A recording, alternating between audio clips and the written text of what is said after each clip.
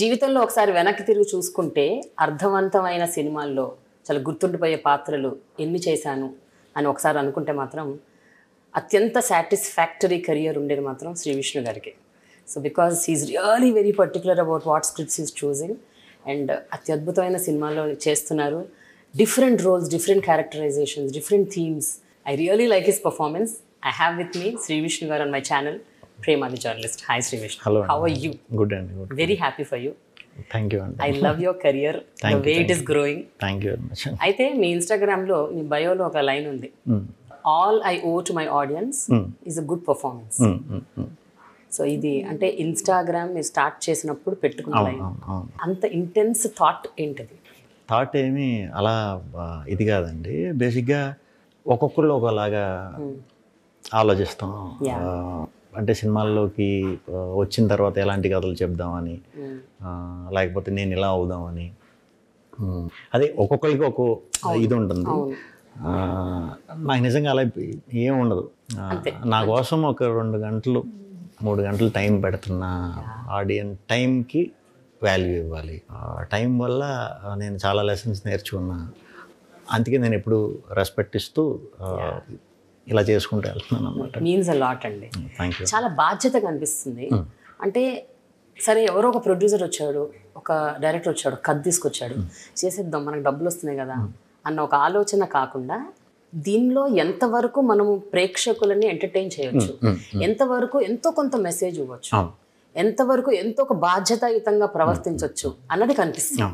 మంచి చిన్నోళ్ళు పెద్దోళ్ళు ఎవరన్నా చెప్పచ్చండి. మంచి చెప్పడానికి వేదిక దొరికినట్టు చెప్పేయాలి. బట్ సినిమాలో చెప్తే ఆ ఇంపాక్ట్ వేరేగా ఉంటుందండి. అంటే డైరెక్ట్ అలా అని చెప్పి ఓన్లీ మంచి చెప్తానంటే కుదరదు. సో మంచిగా వచ్చిన వాళ్ళని ఎంటర్టైన్ చేస్తూ తెలియకుండా వాళ్ళ బ్రెయిన్లోకి ఎక్కిస్తే ఆ మినిట్ కాకపోయినా కొద్ది రోజులు పోయిన తర్వాత అన్నా, లేకపోతే మళ్ళీ కొన్ని రోజులు పోయిన తర్వాత వెనక్కి తిరిగి మనసి చూసుకుంటాం కదా, అరే ఈ మాట అప్పుడే వీళ్ళు మాట్లాడుకున్నారు, అలాంటి మంచి మాటలతో ఎన్ని ఎక్కువ చెప్పగలిగితే అన్ని చెప్పాలి. అలా చెప్పే అదృష్టం కూడా దొరకాలండి యాక్టర్లకి. అది దొరికిన ఇది. సో అందుకే నేను ప్రతి సినిమాలో కూడా ఏదో పనికొచ్చేది, బయట ప్రపంచానికి పనికొచ్చేది. ఎందుకంటే మనకి ఆడియన్స్ లేరు అంటే మనం లేము. సో మనకి లైఫ్ ఇచ్చిన ఆడియన్స్ కోసం దాంట్లో ఒకడు మారచ్చు, 2 మారచ్చు, 10 మంది మారచ్చు, మారకపోవచ్చు. విలువలు మాత్రం ఎప్పటికప్పుడు గుర్తు చేస్తూ ఉండాలి. అది అయితే ఫాలో అవుతా, మ్యాక్సిమం ఫాలో అవుతా. మీరు ఇండస్ట్రీలోకి వచ్చి నేను యాక్టర్ అవ్వాలి అని అనుకున్నప్పటి నుంచి మీ మైండ్లో ఇది ఫర్మ్గా ఉండిందా? నేను క్రికెట్ బాగా ఆడేవాడిని. క్రికెట్ బాగా ఆడేటప్పుడు మా కోచ్లు లేకపోతే కొంతమంది మా టీమ్మేట్స్ ఫ్రెష్గా టీం ఇదవుతాం కదా, మ్యాక్సిమం ఒక ఏజ్ వరకు ఎప్పుడు క్యాప్టెన్సీ నేనే ఉండేవాడిని. ఒకవేళ కొత్త టీంకి నేను వెళ్ళినా 2-3 డేస్కి ఇలా 2-3 మ్యాచెస్కి నన్ను కెప్టెన్ చేసేస్తారు. సో వాళ్ళు ఎప్పుడు అంటూ ఉండేవారు అనమాట, అరే నీ టీంలో ఉంటే యాజ్ ఇట్ ఈజ్ మన టీం పాకిస్తాన్ మీద వెళ్ళి నగ్గేస్తావరా, నువ్వు అంత ఇన్స్పైర్ చేసేస్తావు అసలు అని ఇది నాకు ఎప్పుడు ఉండేది. నేను టీం అందరినీ ఇన్స్పైర్ చేయటం ఇదంతా ఎప్పుడు లీడర్షిప్ క్వాలిటీస్ ఇష్టం, టీం వర్క్ నాకు ఇష్టం అండి. సో అక్కడి నుంచి నాకు అలవాటు ఏంటి, మనం ఏం చేసినా అందరికీ సమానంగా చేయాలి, ఏదన్నా చెప్పే ఛాన్స్ వచ్చినప్పుడు బాగా చెప్పాలి. ఆ మైండ్తోనే సినిమాలో కూడా వచ్చింది.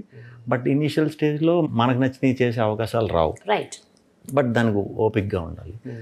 ఆ పేషెంట్సే ఎంత పేషెంట్గా ఉంటే మనకు వచ్చేది మనకు వస్తుంది. వచ్చిన దాంట్లో మన అవకాశాన్ని ఉపయోగించుకుని దాన్ని అలా ప్రొజెక్ట్ చేసుకోవాలి. చేసుకుంటే రేపు రాసేవాడు కూడా ఓహో వీడిలో ఇది ఉందా అని చెప్పి మొదలు పెడతాడు.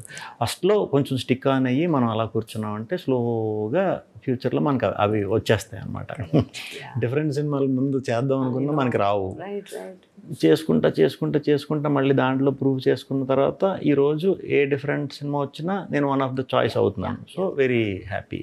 కొంతమంది యాక్టర్స్ ఉన్నారు మన ఇండస్ట్రీలో, నాని, దేనేనో ఆ కోవలో, అంటే ఇప్పుడు ఈ మధ్య సుహాస్, మీరు, there are some actors really particular, అంటే కరెక్ట్ పాయింట్ ఉంటే తప్ప I'm not going to compromise. నా రోల్ ఎట్లుందన్న కంటే అక్కడ కంటెంట్ ఇంపార్టెంట్, కథ ఇంపార్టెంట్ అని వెరీ పర్టికులర్గా ఉంటున్నారు. And right from the beginning మీరు అది చేస్తూ వచ్చారు. బట్ ఇప్పుడు ఎనీ యాక్టర్కి కెరియర్లో ఒక పాయింట్ ఉంటుందండి, okay now I think I should do bigger films, అంటే దాన్ని enough of lot of risk చేసి రకరకాల సినిమాలు చేసి ఇప్పుడు కొంచెం స్కేల్ అప్ అవ్వాలి అన్న థాట్ ఉంటుంది. అది మీకు ఎప్పుడు అనిపించలేదా? I think it's like more than 15 years. 15 years actually ఇప్పుడు జరుగుతున్న ప్రాసెస్, ఇప్పుడు జరుగుతున్న వరకు ఎంజాయ్ చేస్తానండి. సో పెద్దగా చేయాలి, ఇది చేయాలి, అది స్లోగా ఆ పెద్ద కథలు దొరికినప్పుడే అది కూడా ఉండాలి. ఆ పెద్ద కథలు దొరకాలంటే కూడా నేను స్లోగా ఇది కూడా ముందుకు తీసుకెళ్తూ ఉండాలి. సో స్టార్టింగ్ నుంచి కూడా ఇప్పుడు దాకా చూసుకుంటే కొంచెం ప్రోగ్రెస్ రిపోర్ట్లో గ్రాఫ్ బాగానే పైకి వెళ్తుంది, ఎక్కడ దిక్కుకోలేదు, అలా ఉంటున్నాను, లేకపోతే అలా వెళ్తున్నాను. So some day it will happen, but same పేషెంట్గా హార్డ్ వర్క్ కంటిన్యూ చేస్తే అయ్యేది ఉంటే అవుతుంది, చూద్దాం. బట్ మనం వర్క్ చేద్దాం. క్యారెక్టర్స్ ఏవైతే మీరు పోర్ట్రే చేస్తున్నారో అవి డిస్టింక్ట్గా ఉంటున్నాయి. లైక్ మనం అనుకున్నట్టు అది రెగ్యులర్ లైఫ్లో ఒక కామన్ మ్యాన్ జీవితంలో రెగ్యులర్గా జరిగే సంఘటనలు, వాటిని బేస్ చేసుకొని చేస్తున్నారు. అండ్ మీ క్యారెక్టర్స్ చాలా వరకు బ్లాక్ వైట్ ఉండవు, గ్రే ఉంటాయి. అంటే మీలో ఫ్లాస్ ఉంటాయి, ఫాల్ట్స్ ఉంటాయి. You have that negative character also in you. చాలా సినిమాలో రైట్ ఫ్రమ్ మెంటల్ మరి ఈవెన్ సామాజ వర్గం అన్ని చోట్ల మీలో గ్రే షేడ్ ఉంటుంది. అది ఎప్పుడు కూడా మీ కెరియర్లో దట్స్ లిటిల్ రిస్కీ అని అనుకోలేదు మీరు? అంటే the portraying with grey shade. Actually cinema చేసేసిన తర్వాత నాకు మెంటల్ మొదలప్పుడు చేసేసిన తర్వాత కొంతమంది, అరే నువ్వు విలన్ క్యారెక్టర్ని బాగానే ఒప్పుకున్నావు అంటే, నేను విలన్ ఏంట్రా, నాకంటే అమ్మాయి కూడా ఎవడో లేడన్నట్టు ఉంటాను కదా సినిమా అంటే, ఇంటర్వెల్కి నువ్వు విలన్ అయ్యావు కదా అన్నాడు. ఓహో మీరు ఇలా చూస్తారా, ఓకే అంటే అమ్మాయికి నో చెప్పి ఇదందంటే విలన్ అయిపోయాను అనమాట, నెగిటివ్ క్యారెక్టర్ అనమాట. ఓహో థాట్ ఇలా ఉందా, ఓకే ఇన్ని క్యాలిక్యులేషన్లతో మనం కథ విన్నామంటే నాకు తెలిసి ఇది నేను అడగటానికి కూడా అదే రీజన్. అంటే this is a regular notion మన ఇండస్ట్రీలో, whether it is Telugu industry or any industry. ఒక ఫార్మాట్ ఇప్పటి వరకు మనం ఫాలో అవుతాను. ఇప్పుడు ఈ మధ్య ఒక 4-5 ఏళ్ళుగా బ్రేక్ చేస్తున్నాం అన్ని. బట్ మీరు వచ్చినప్పుడు, నేను వచ్చినప్పటి నుంచి అదే it was a format, right? So ఆ ఫార్మాట్ బ్రేక్ చేయటం అన్నది risky affair. That's why masking. మనం కథ కిందే వినటం అలవాటు అండి. వీడు క్యారెక్టర్ ఏంటి అంటే కథ తినేసిన తర్వాత క్యారెక్టర్ ఏంటి, లేకపోతే మనది ఎక్కువ ఉందా తక్కువ ఉందా, లేకపోతే మ్యాక్సిమం ఫిలిమ్స్లో నా క్యారెక్టర్ ఏదైతే ఎంత స్ట్రాంగ్ ఉంటుందో ఫీమేల్ క్యారెక్టర్ కూడా అంతే స్ట్రాంగ్ ఉంటుంది, కొన్నిసార్లు డామినేట్ కూడా చేస్తుంది. సో దాన్ని కథ కిందే మనం చూసినప్పుడు అలా కుదురుతుందండి. మనం వాటిని యాక్సెప్ట్ చేస్తేనే, ఇప్పుడనే కాదు, ఇవి చూసి మన సినిమాలు చూసి ఎంతో కొంత ఇన్స్పైర్ అయ్యి కొంతమంది సినిమాల్లోకి వస్తారు, నెక్స్ట్ బ్యాచ్. అత్తమాటు పెద్ద సినిమా, కమర్షియల్ సినిమా చూసి పెద్దగా అయిపోదామని స్ట్రైట్ రారు. వచ్చేవాళ్ళు ఏంటంటే చిన్నగా చేసుకుని నెమ్మదిగా అక్కడికి వెళ్దాం చూస్తారు. సో చిన్నగా చూసేవాళ్ళకి వచ్చేవాళ్ళకి రైటింగ్లో ఇన్స్పైర్ చేయాలంటే అన్ని రకాల కథలు చేసేయాలి మనం. అది గ్రే ఇదా అని కదా, అక్కడ ఓన్లీ క్యారెక్టర్ స్టిక్ ఆన్ అయ్యి ఉంటేనే, ఆ బ్యాలెన్స్లు చూపిస్తేనే కొత్త బ్యాచ్కి ఆలోచనలు పెరుగుతాయి. నెక్స్ట్ వచ్చే ఒక 5 years తర్వాత, 6 years తర్వాత తయారయ్యే వాళ్ళకి మంచి ఇది అవుతుంది. ఆ ఇదితో పాటు ఆడ నన్ను గుర్తుంచుకుంటాడు. సో అప్పటికి నేను యాక్టర్ కింద కాకుండా ఫ్యూచర్లో క్యారెక్టర్లు చేసుకునే ఏజ్కి వెళ్ళినా కూడా వాళ్ళు వచ్చి నాకు క్యారెక్టర్ ఇస్తారనమాట. Very true. సో ఎప్పుడైనా ఇన్నేళ్ళ మీ కెరియర్లో ఏదన్నా క్యారెక్టర్ని మీరు ఇంబైబ్ చేసుకున్నారా? అంటే ఇప్పుడు ఒక్కసారి కొన్ని క్యారెక్టర్లో మిమ్మల్ని మీరు చూసుకుంటారు, కానీ కొన్ని క్యారెక్టర్స్ మీకు కొన్ని నేర్పుతాయి. నేర్పడం అంటే మీరు యాక్ట్ చేస్తున్నప్పుడు, ఓహో మనుషులు ఇలా ఉంటారా, మనసత్వాలు ఇలా ఉంటాయి, సొసైటీ ఇలా ఉంటుందా, so I should not be like that or I should be like that, ఇలా మనం కొన్ని నేర్చుకుంటాం ఆ ప్రాసెస్లో. ఎప్పుడైనా అలా జరిగిందా మీ లైఫ్లో? కొంచెం అండి. కొన్ని సినిమాలు చేసేటప్పుడు అవునా ఇలా ఉంటామా, ఇలా కూడా ఉంటారా అంటే మనకు తెలియదేమో, ఇలా ఉంటారేమో అని కొన్ని సందర్భాల్లో కొన్ని సినిమాల్లో చాలా తక్కువగా అనిపించింది. ఈ సినిమాలో ఎక్కువ అనిపించింది. ఈ సినిమాలో మరి ఆ 4 క్యారెక్టర్లు చేయటం వల్ల, లేకపోతే 60s స్టోరీ 90s స్టోరీ కాబట్టి అప్పుడు ఉండే బుర్రలకి తగ్గ మాటలు కాబట్టి అవి ఇలా ఉండేవారా మనవాళ్ళు, అలా ఉండేవారు అంటే మనం ఎంత దీంట్లో ఉన్నామా, ఆడ మగ అని ఇంకా చూసుకుంటున్నామా, అంతే కదా మనం చిన్నప్పుడు అలాగే ఉన్నాం కదా. అవును, ఇవన్నీ గుర్తొచ్చినాయి, జెన్యూన్గా గుర్తొచ్చినాయి.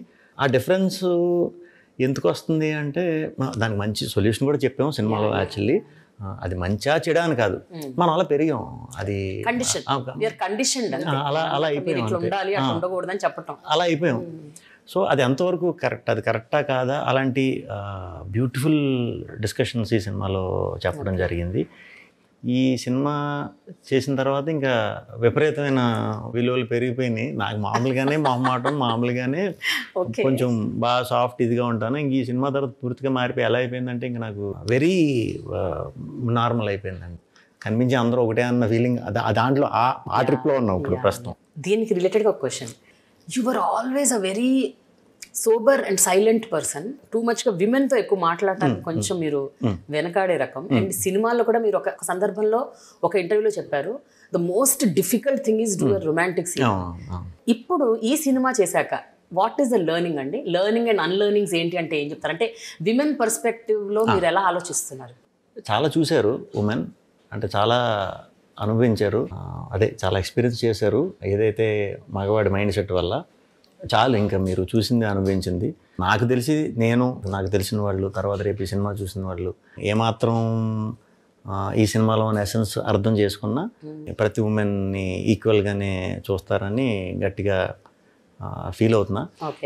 అంటే నేను ఎక్కువ చిన్నప్పటి నుంచి ఉమెన్ రిలేటెడ్ ఎక్కువ పెరిగా, అంటే మమ్మీ, అక్క, తర్వాత పెళ్ళయ్యాక తర్వాత నా కూతురు. సో నాకు ఉమెన్తో ఎక్కువ ఇది ఉంది. ఈ సినిమా ఇంకా చెప్పింది అంటే ఇప్పుడు అందరూ ఇంత చేశారా పాపం, అయ్యో ఇంత మగాళ్ళకి ఎందుకు అలా ఇది ఉండేది, ఆడపిల్లలు పుడితే పాడేటువంటి 90sలో అండి నేను చెప్పేది, పాడేటువంటి అంటే మగపిల్లడు పుట్టే వరకు ఆడపిల్లలే పుట్టడం ఏంటి తేడా అంటే అప్పుడు మైండ్ సెట్ అలా ఉంది. ఎందుకు ఉంది అలాగా, దేని గురించి, ఫ్యామిలీ ట్రీ ఎదగటం గురించి. ట్రీ అది ఏం చేస్తుంది, నువ్వు ఉండవా, ఇప్పుడు ఇంకొక 50 ఏళ్ళ పోతే నువ్వు ఉండవు, నువ్వు లేని దానికి నీ తర్వాత మగ ఉంటే ఏంటి, ఆడ ఉంటే ఏంటి, ఉండాలి, ఓకే నువ్వు ఉండాలనుకోవటం కోరుకో, ఎవరుంటే ఏంటి, నువ్వే లేనప్పుడు అది మగ ఆడ, అక్కడ కూడా తేడా ఎందుకు. అలాంటి చిన్నవి ట్రిగ్గర్ చేసినాయండి ఈ సినిమా చేసినప్పుడు. బట్ అందరికీ మళ్ళీ మనం అలా ప్రీచీగా లేకపోతే క్లాసులు పీకుతున్నట్టు అలా చెప్తే కుదరదు. ఇండైరెక్ట్ మంచి మాటలు, డిస్కషన్లు ఇవన్నీ ఉంటాయి, అవి ఎంత ఎక్కించుకుంటే అంత. బట్ ఇప్పుడు అందరూ మ్యాక్సిమం మనకి ఇదివరకటితో పోల్చుకుంటే చదువుకున్న వాళ్ళు ఎక్కువ పెరిగిపోయాం కాబట్టి, అందరూ చదువుకున్న వాళ్ళు ఉన్నారు కాబట్టి, మినిమం చదువుకున్నారు కాబట్టి బయట. సో అందరికీ కూడా ఇంకొంచెం బాగా ఫాస్ట్గానే అర్థమైపోతుంది అనుకుంటున్నాను. ఈ మధ్య బాగా వస్తున్నారు చాలా మంది డైరెక్టర్స్, ఎస్పెషల్లీ మేల్ డైరెక్టర్స్ చాలా విమెన్ పర్స్పెక్టివ్ తీసుకొస్తున్నారు. The narratives are changing. ఈ కథ మీ దగ్గర తీసుకొచ్చినప్పుడు హసిత్, మీరు ఫస్ట్ విన్నప్పుడు నిజంగా అంటే ఆనెస్ట్గా చెప్పండి, వే యూ రియలీ షాక్డ్? అంటే నిజంగా ఇలాంటివి జరుగుతున్నాయా, ఇలా అయినాయా, లేకపోతే ఇలా అవుతున్నాయా? అంటే మనకి కథలోనండి అయిపోయినవే ఎక్కువ ఉంటాయి. Okay, what has happened. Okay okay, నేను కానీ అవి మీకు తెలియదు. నాకు చాలా తెలియదు, అంటే మరీ ఇంత ఉంటాయని తెలీదు. బట్ మన చిన్నప్పుడు వినేవాళ్ళం కదా తెలియకుండా, ఆడపిల్ల పుట్టిందంటే ఇలా వదిలేశారంటే అక్కడెక్కడో, ఇవన్నీ వినేవాళ్ళం కదా. మగపిల్లవాడు పుట్టే వరకు వాళ్ళు ఇంకా ప్రయత్నిస్తున్నారంట, వాళ్ళకి 4 ఆడపిల్లలు అంటే ఎందుకు అంటే మగపిల్లడి కోసం, వారసుడి కోసం చూస్తున్నారంట, అవన్నీ తెలియకుండా విన్నాం. బట్ నిజంగా అంతమందికి ఆ థాట్ ఉందా అనేది నాకు తెలియదు. బట్ ఈ జరిగే ప్రాసెస్లో అరే ఏంటి ఇలా కూడా ఉంటారా, సరే ఉంటారు ఓకే, ఇదంతా పక్కన పెట్టు, ఇది సినిమా కింద మనం ఎలా చేస్తున్నారో అని ఆశ్చర్యం అయితే నాకు వేసింది. ఎందుకు అంటే చేస్తే గ్రేట్, కానీ చేయగలుగుతాం ఇది సినిమా కింద, వీడు ఏమనుకుని రాసాడు అసలు వీడు అంటే దీనికి. అంటే మేము రాజరాజ చోర అని చేసేసాం, మంచిగా ఎంటర్టైనర్, సింపుల్గా ఎంటర్టైనింగ్, ఒక 10-15 బ్లాక్లు వేసుకుని నవ్వించేస్తే అయిపోతుంది, అంత కష్టపడిపోలేదు సినిమా చేయాలి. బట్ అందులో కూడా అంతర్లీనంగా మేల్ షావనిజం కనిపిస్తుంది. ఒక క్యారెక్టర్ అంటే ఇద్దరిని ప్రేమిస్తాడు, బట్ భార్య దగ్గర ఆయన వ్యవహరించే తీరు డిఫరెంట్ ఉంటుంది. అవునవును. సో అయితే ఇంత స్క్రిప్ట్ రాసి ఇప్పుడు దీన్ని సినిమా కింద నేనైతే ఆశ్చర్యపోయానండి. ఇది ఎలా పాసిబుల్ అవుతుందని అనుకున్నా. బట్ ఆ విషయంలో రాయటం ఇదంతా పక్కన పెడితే తీయటం మళ్ళీ అది అందరికీ అవైలబుల్గా అర్థమయ్యేలాగా పెట్టడం చాలా గ్రేట్. ఎస్పెషల్లీ అంతమంది ఫీమేల్ క్యారెక్టర్స్ అంటే మగవాళ్ళలో రకరకాలు ఉంటారని సింపుల్గా నాకు చెప్పేస్తే నేను చూసుంటాను, నేను అర్థం చేసుకుని ఉంటాను, వేరియేషన్ చూపించేస్తాను. యా అంటే ఆడవాళ్ళు 4-5 ఆడవాళ్ళకి అన్ని క్యారెక్టర్లు పెట్టి ఆడవాళ్ళలో చాలా మంచి ఉంది, చాలా పొగరు ఉంది, చాలా ఆశ ఉంది, అవన్నీ ఒక్కొక్క క్యారెక్టర్తో రిఫ్లెక్ట్ చేయించటం అంటే ఎస్ ఆడికి ఎంత తెలుసు మరి ఆడవాళ్ళ గురించి అసిద్గా నాకదే అండ్ ఇస్ టు యంగ్. నాకు అదే ఎలా తెలిసిందిరా వీడికి అసలు ఇన్ని విషయాలు అని. నేనైతే లేదండి ఫస్ట్ నుంచి కూడా వివేక్ని తీసుకున్నా, మా హసిత్ని తీసుకున్నా, వీళ్ళు ఆడవాళ్ళకి వేణు చాలా ప్రిఫరెన్స్గా ఉంటుంది వాళ్ళకి. వాళ్ళ పాత్రలు చాలా చక్కగా హుందాగా ఉంటాయి వాళ్ళ క్యారెక్టర్లు అన్నీ కూడా, వాళ్ళు రాసేవి. సో స్వాగ్ ఇప్పుడు 3 క్యారెక్టర్స్ నాకు కనిపిస్తున్నాయి. ఇంకొక క్యారెక్టర్ పేరు నేను టీజర్లో చూశాను, సింగా భవభూతి, కింగ్ భవభూతి, ఏయాతి ఇతని కుర్చీలో కూర్చున్న అతను. ఇది బావభూతి మహారాజు సింగరేణి. ఓకే, సో 4 పాత్రలు పోషించాలి, 4 different hair styles, body language, భాష, యాస, విధానం అన్ని డిఫరెంట్. హెవీ అవ్వాలి, తగ్గాం అంటే ఈ పాత్ర కోసం ప్రాస్థెటిక్స్ కదా హెవీ అవ్వటం, అదంతా ఈ క్యారెక్టర్ కోసం హెవీ అవుదామని లైవ్గా ప్రయత్నించానండి.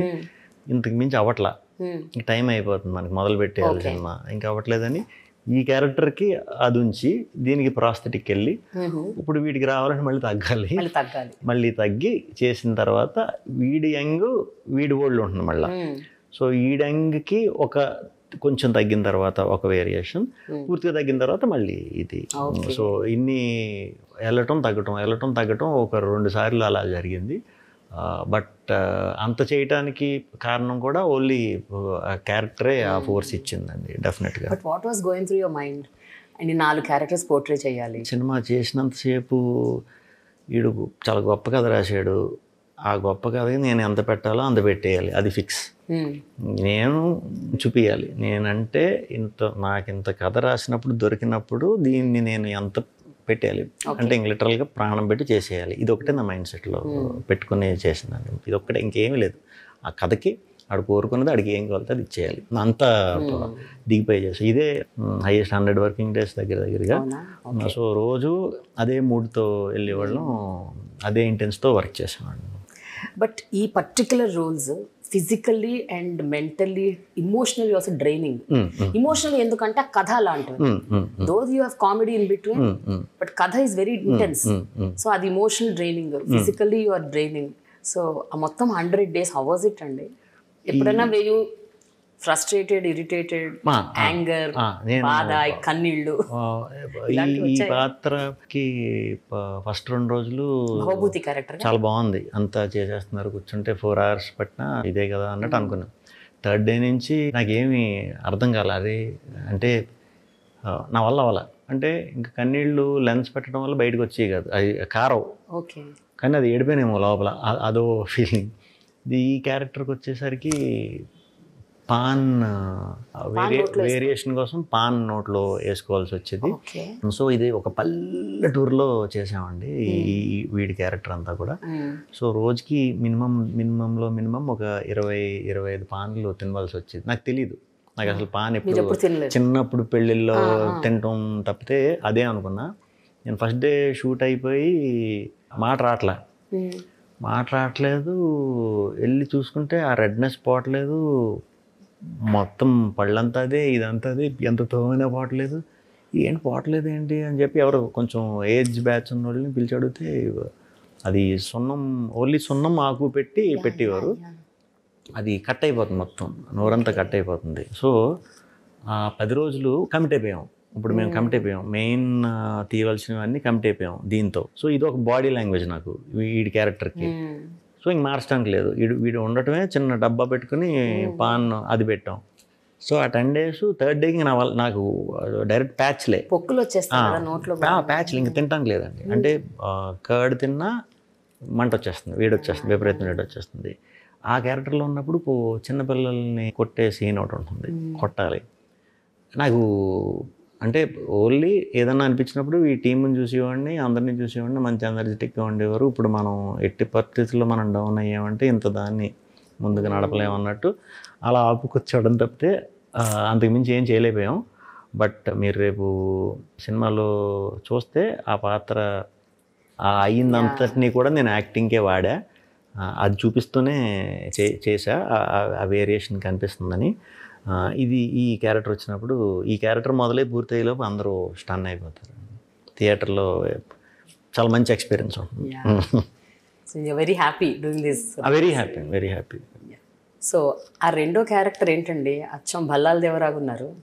ఇదా ఆడు కింగ్ క్యారెక్టర్ అండి. అది క్యారెక్టర్ సేమ్ అసలు బాహుబలిలో రాణా లాగా ఉన్నారు మీరు. అది కొంచెం ఇది నెగిటివ్ షేడే. నెగిటివ్ ఇన్ ద సెన్స్ ఆడవాళ్ళకి నెగిటివ్. రీతు పాలించే రాజ్యాన్ని ఎలా మోసం చేసి అదే ఆడవాళ్ళ ఇంటి పేరు ఉండేటప్పుడు మగవాళ్ళ ఇంటి పేరుకి ఎలా తీసుకొచ్చాడు. అంటే మరి ఆడకి మగకి యుద్ధం పెట్టేసితే అది ఇది కాదు, మళ్ళీ ఇక్కడ పౌరుషం అనమాట. సో మైండ్తోనే కొట్టాలని అన్నట్టు చిన్న గేమ్లు ఆడే కన్నింగ్ ఫెలో అనమాట అతను. అందరూ కన్నింగ్లే, మగవాళ్ళు అందరూ కన్నింగ్లే, ఒక్క ఆడవాళ్ళ విషయంలోనే తెలియని లోపల ఉంటుంది చిన్న చూపు. అది ఆడవాళ్ళు అన్ని రకాలు ఉన్నారులేండి, మంచి వాళ్ళు ఉన్నారు. ఈ సినిమా కేవలం జెండర్ డిస్పారిటీ మీద తీసిందా లేకపోతే పవర్ ప్లేనా? అంటే ఎవరైతే అది పవర్లో ఉంటారో ఇర్రెస్పెక్టివ్ ఆఫ్ జెండర్ వాళ్ళు చూపించే ఒక అహంకారం చూపిస్తున్నారా లేకపోతే ఇజ్ ఇట్ జెండర్? లేదు, ఇదంతా మనకి సబ్లో ఉన్న ఎలిమెంట్స్ అండి. మెయిన్ వచ్చేసి వంశవృక్షం, స్వాగణిక వంశవృక్షం. అతను ఒక రూల్ పెట్టాడు. ఆ రూల్ ఒక చెప్త రూల్ పెట్టాడు. కొడుకు పుడితేనే వీడికి ఆస్తి వస్తుంది. నేను కొడుకుని పుట్టించుకుంటేనే ఆ వాస్తుకు వారసుడు, లేకపోతే కంటానే ఉండాలి. ఇది ఆడు పెట్టిన రూల్. సో 400 సంవత్సరాలు పెట్టిన రూల్ కొన్ని సంవత్సరాల నుంచి వారసులు లేక ఖజానా ఒక చోట ఉండిపోయింది. నువ్వు పుట్టావని నమోదు చేసుకుంటే నీ ఆస్తి నీకు వస్తుంది. ఇప్పుడు సినిమా అంతా కూడా ఈ ఖజానా కోసం నాకు కొడుకున్నాడు అనే పోటాపోటీగా వెళ్ళి ఈ ఖజానాని ఎవరు కైవసం చేసుకుంటారు అనేది మన కథ. ఇది కథ. ఈ కథలో వచ్చే లేయర్లు ఇవన్నీ. ఓకే, వెరీ నైస్ విషయం, సూపర్. అసలు అంటే వెయిటింగ్ ఫార్వర్డ్. అయితే ఇందులో చాలా యాక్టివిటీ జరుగుతుంది, యాక్షన్ సీక్వెన్సెస్, కొంచెం సైఫై కైండ్ ఆఫ్ మూమెంట్స్, కొంచెం డిఫరెంట్గా థ్రిల్లర్ ఎలిమెంట్స్ ఏవో కనిపిస్తున్నాయి. I think this will lead to your next higher canvas ఏమో అనిపిస్తుంది. అలా చూద్దామండి. అంటే మనకి మీరు ఏది ప్లాన్ చేయరనుకోండి, అన్ని మీ ఒళ్ళు వచ్చి పడుతున్నాయి. అలా కదే దొరికినాయి మీరు అంటుంటే ఇప్పుడు నాకు గుర్తొచ్చింది. ఇప్పుడు నెక్స్ట్ చేసేవి కూడా చాలా అద్భుతమైన కథలు. చాలా ఇది చాలా పెద్ద క్యాన్వాస్ అనుకున్నాను నేను. వీటికంటే చాలా పెద్ద క్యాన్వాస్లు వచ్చినాయి. అంటే రావడంతో పాటు కథ కూడా నచ్చి ఇదయ్యింది. సో ఇంకొంచెం బెటర్గా చెప్పొచ్చేమో కథ. చూద్దాం. దీని ముందు సినిమా ఏదైతే ఉందో ఓం భీమ్ బుష్, అందులో LGBTQ కమ్యూనిటీకి సంబంధించిన ఆస్పెక్ట్ని ఎలిమెంట్ని తీసుకొని వాట్ నెరేటివ్ అండి అసలు. అంటే ఎవరు టచ్ చేయట్లేదు. ఎందుకులే అనుకుంటున్నారు, రిస్కీ థింగ్, అది మళ్ళీ టచ్ చేసి అది ఎక్కడ కాంట్రవర్సీ అయిపోతుందో అని. But the way you dwelt the director అసలు అమేజింగ్. అది అండ్ మెయిన్ ఆ సంపంగి క్యారెక్టర్ బ్యూటిఫుల్, బ్రిలియంట్. అంటే అది ఆ పోరాటం ఇదంతా సపోర్ట్ అలా కాకుండా అది దాన్ని టచ్ చేయకుండా అది చాలా సెన్సిటివ్ పాయింట్. అది అలాంటి పాయింట్ దాన్ని హేళన చేసి మనం కామెడీ అలా చెప్పకూడదు. అది చాలా తప్పు అవుతుంది. అవ్వచ్చు అలాగా, బట్ వాళ్ళలో కూడా ఒక లవ్ ఉంది. ఆ లవ్ 400 years నుంచి వెయిట్ చేస్తుందంటే అరే ఇది మెచ్చుకోవాల్సిన పాయింట్. అంటే పర్ఫెక్ట్గా ఆడికి నిజంగా ఇది ఎదిగిందైతే అది మెచ్చుకునే పాయింట్ డెఫినెట్గా. నాకు అలా ఆ పాయింట్ని చెప్దాం అనే ఇంటెన్షన్తోనే ఆ సినిమా చేసింది. మిగతాదంతా ఎంటర్టైన్మెంట్ కూడా పెట్టింది. ఏంటంటే ఎంటర్టైన్మెంట్ ఎక్కువ ఇష్టపడతారు కాబట్టి అందరూ. సో ఎంటర్టైన్మెంట్తో పాటు ఏదో ఒక వాల్యుబుల్ పాయింట్ ఏదో ఒకటి చెప్పాలన్నట్టు ఎలాంటి ఎంటర్టైన్మెంట్ పెట్టినా ఆ లాస్ట్ 15 minutesని మాత్రం చాలా సెన్సిటివ్గా చాలా నీట్గా డీల్ చేసి. కానీ భలే సెలెక్ట్ చేసుకుంటారండి హట్ కేసే స్క్రిప్ట్లు. వెరీ హట్ కేసే, very unique, very versatile, very different. And మళ్ళీ మీరు వెంకటేష్ గారి ఫ్యాన్ కాబట్టి ఆ కామెడీ పాళ్ళు వదలక దాన్ని అలా అంటు పెట్టుకొని మీ స్టైల్ ఆఫ్ వెటకారం, సర్కాజం, బ్యూటిఫుల్లీ బ్లెండెడ్ ఫిల్మ్స్ అన్ని. అండ్ ఎక్కడ కూడా సీరియస్నెస్ ఉండదు. All films right from the beginning, mental మదిలోకి ముందు నుంచి వచ్చిన సినిమాలు కానీ తీసుకుంటే కూడా my favourite film of yours is అప్పట్లో ఒకటి ఉంది. అంటే ఆ రోజుల్లో ఆడలేదేమో కానీ ఇప్పుడు మళ్ళీ రిలీజ్ చేస్తే అసలు అదే ధూమ్ ధామ్. అంటే అప్పుడు మనం చేసిన దానికి ఆ సినిమాకి రావాల్సినంత ఇది అని రాలేదు, అదే చెప్తున్నాను. బట్ అప్పుడు అంత డిఫరెంట్ చూసి వాళ్ళందరూ చూసారండి. అప్పుడు ఇంకా మన నార్మల్ రెగ్యులర్ ఆడియన్స్ అలవాటు లేదు, అది మనకి అంత డిఫరెంట్ కైండ్ పూర్తిగా ఇది లేదు, అడాప్టబిలిటీ కూడా లేదు జనాల్లో కూడా. అలాంటి స్క్రిప్ట్ అసలు ఇప్పుడు వస్తే అది డిఫరెంట్ విత్ పెద్ద స్టోరీ, అది కూడా చాలా పెద్ద స్టోరీ. మీరు పుట్టి 11 ఏళ్ళు అయింది అంతే? అంతే కదా? నేనా అండి? February 29th కదా మీ బర్త్డే? 10 ఏళ్ళు. 10 ఏళ్ళు మీకు. 10 ఏళ్ళు 11 ఏళ్ళు నిజంగా మీరు హీరో అయ్యి ఎట్లా, హౌ ఇస్ ఇట్ పాసిబుల్? నిజమే, మీరు చెప్తేనే స్ట్రైక్ అయింది. అయితే మోస్ట్ అందరికంటే చిన్న, మీరు అన్ని హట్ చేసే సినిమాలే కాదు, మీ జీవితం కూడా చాలా హట్ చేసే. మేబీ అక్కడి నుంచే మొదలైందేమో డిఫరెంట్. ఎగ్జాక్ట్లీ. సో జనరలీ మీరు ఇట్లా క్యారెక్టర్స్ పోషిస్తున్నప్పుడు ఎప్పుడైనా కూడా అంటే ఒక కైండ్ ఆఫ్ స్టైల్ మీరు తీసుకొచ్చు వస్తారు రైట్ ఫ్రమ్ ద బిగినింగ్. మీ బాడీ లాంగ్వేజ్, మీ యాస, భాష అన్ని సేమ్, హెయిర్ స్టైల్తో సహా. ఐ థింక్ ఇది ఒక్క సినిమాలో మీరు చాలా ఎక్కువ లాంగ్ కొంచెం ఎక్స్పెరిమెంట్ చేశారు అన్ని రకాలుగా. అంతకు ముందు వరకు కూడా nothing, it was very very.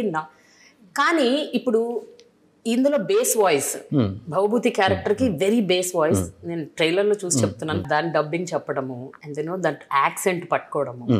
Especially అండి నేను విన్నది గోదావరి జిల్లా యాస ఉన్న వాళ్ళకి కొంచెం తెలంగాణ కానీ రాయలసీమ కానీ ఇంకొక యాసలు పట్టుకోవడం కొంచెం కష్టం అని నేను, that's what I heard from people. So మీరు చెప్పండి, హౌ వాస్ దట్ ఎక్స్పీరియన్స్? బాగుంది, మొత్తం ఆ విలని ఇది వచ్చింది. బట్ మళ్ళీ నా వాయిస్ వస్తుంటే అది నాది కొంచెం సాఫ్ట్ ఇలా ఉంటుంది. ఎంతవరకు అది కిక్కిస్తుందో తెలియట్లే. హసిత్కి ఉంది మైండ్లో ఒకటి ఇదని, అది నాకు రావట్లేదు. నేను అసలు మిమిక్రీ అది కూడా ఎప్పుడు చేయను, ఇమిటేషన్ కూడా ఎప్పుడు చేయడానికి ట్రై చేయలేదు ఎప్పుడు. అది ఎంత ట్రై చేసినా రావట్లా. ఒకరోజు అనుకోకుండా ఎందుకో ఎర్లీ మార్నింగ్ వెళ్ళవలసి వచ్చింది. వీడి క్యారెక్టర్ చెప్పడానికి దేనికో ఎందుకో సడన్గా ఏదో క్వశ్చన్ అడిగితే ఏంటి అని ఇటు సైడ్ నుంచి అంటే, భయ్య ఇది చాలా బాగుంది, ఇది భవభూతికి ట్రై చేయొచ్చా అన్నాడు. ఇదేనా అంటే ఇదే అన్నాడు.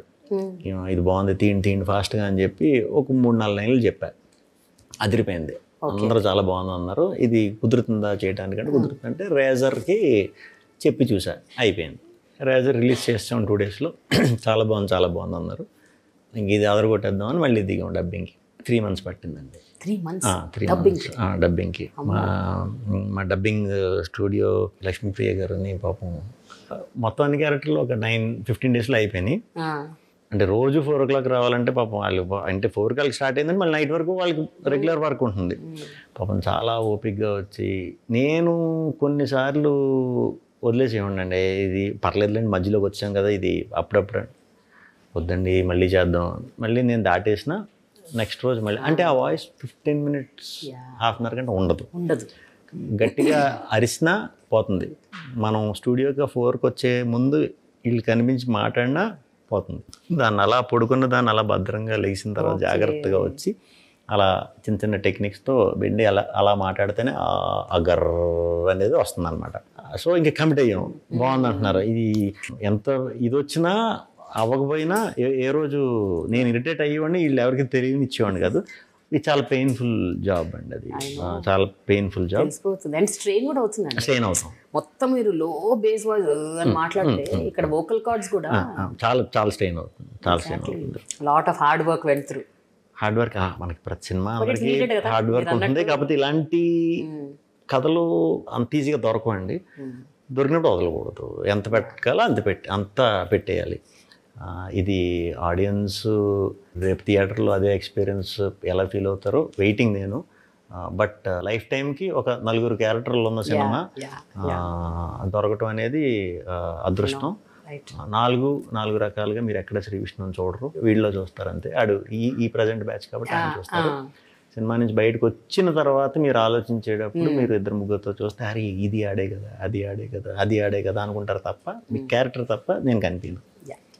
అండ్ నేను విన్నది ఇంకొక పాయింట్ ఏంటంటే, జనరల్గా సినిమా అనగానే ఫస్ట్ ఓకే సినిమా ఎట్లున్నా, అది కామెడీ అవని, థ్రిల్లర్ అవని, సైఫ్ అని, హారర్ అవని, అందులో ఒక లవ్ ఎలిమెంట్ ఉండాలా అని అంటారు. అదొక ఫార్మాట్ అగైన్. సో ఆ ఫార్మాట్ కూడా మీరు ఇక్కడ బ్రేక్ చేశారని విన్నా.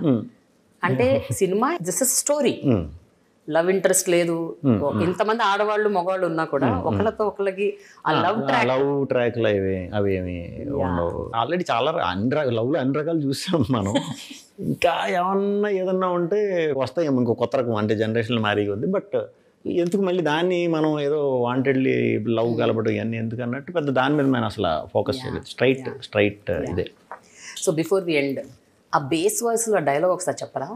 అది ట్రై చేస్తాను. అలా అయితే అసలు సమస్య లేదు, రాదు. బట్ 4 గంటలకు వచ్చి చెప్పించుకోవాలేమో మీతో. అది సక్సెస్ అయితే డెఫినెట్గా ఆ వాయిస్ రేపు థియేటర్లో కూడా అందరికీ అలాగే నచ్చితే నన్ను అడుగుతారు కాబట్టి దానికి ప్రిపేర్ అయ్యి వచ్చి డెఫినెట్గా చెప్తా. దానికి కొన్ని చమక్కులు ఉన్నాయి, అంటే ఈ ముందు నాకు తెలియదు, ఆ ప్రాసెస్లో తెలుసుకున్నవే. అది నేను మీకు చెప్తాలేండి, అది ఇంటర్వ్యూ అయిపోయాక. కాదు ఆ ప్రాసెస్ ఏంటని చెప్తా. ఏ డైలాగ్? ఆడవాళ్ళంటే ఆడవాళ్ళు, ఈడేం పనే నీకు. ఇప్పుడు మ్యాక్సిమం వచ్చేది ఇంతే. ఆ 2 minute టీజర్ లో ఎండ్ లో ఒక నాయిస్ ఇస్తారు కదా మీరు, ఏంటది? అది ఎందుకు ఇచ్చారు? అది సినిమాలో ఉంటుందా క్యారెక్టర్ కి? అంటూ ఉంటాడు అప్పుడు ప్రతి డైలాగ్కి మ్యాక్సిమం ఉంటాడు అని అంటాడు. అది ఎందుకు అంటే ఈడు ఒక బర్రె అండి ఈడు. ఓకే, అంటే ఆడవాళ్ళందరికీ ఇరిటేషన్ రావాలి, ఒక దున్న ఉంటుంది కదా, అది రావాలి. సో అది కనిపించడానికి ఎన్ని రకాలుగా ఎన్ని వేషాలు వేస్తే కనిపిస్తున్నా అన్నీ ప్రయోగించాం. అందు కూడా చాలా బాగా వర్క్ అయింది. సో ఫిల్మ్లో ఉంటుంది, చాలా చోట్ల వాడుతూ ఉంటాడు. పూత పదం అనుకోండి అది. ఎనీవే, థ్యాంక్ యూ విష్ణు గారు. Wish you good luck for your film. అయితే నేను మీకు ఒక గిఫ్ట్ హ్యాంపర్ ఇస్తాను. అవునా? ఓకే, ఇస్తాను. ఎవరైనా ఇచ్చారా? ఇవ్వలే కదా, నేనే ఇచ్చాను. నేనే మంచిదాన్ని. కానీ ఒక 5 questions మీరు ఆన్సర్ చేయాలి. అది మెమరీ టెస్ట్, ర్యాపిడ్ ఫైర్ కాదు. మీకు మీ గురించి, మీతో అసోసియేట్ అయ్యే వాళ్ళ గురించి మీకు ఎంతవరకు తెలుసు అన్నది మెమరీ టెస్ట్. ఓకేనా? Just 5 questions.